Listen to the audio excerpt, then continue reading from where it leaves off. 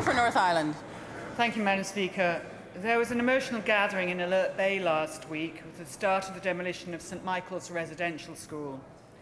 The four-storey red brick building loomed ominously on the island for years, its history oozing from the cold shadow it left. It was the first thing you saw pulling into the island and the last thing as you left. It was impossible to escape an awareness of the building and impossible to forget its legacy. It was built in 1928 to house 200 First Nations children from northern Vancouver Island, Bella Bella, Bella Coola, the Nisga'a territories and Haida Gwaii.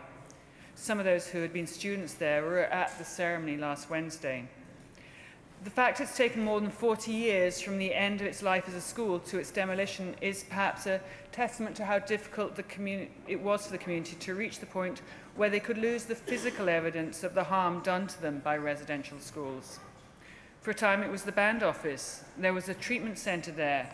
North Island College was temporarily housed there. And finally, carvers used the site for their work.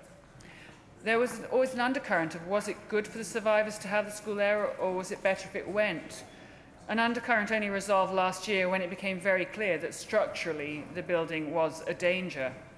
And so last week, people gathered in the community for a ceremony, a rising up together, in which there was drumming and there were speeches. And as Namgi's chief councillor, Deborah Hanous, said, it was emotional, it was powerful, but it was a transformative day.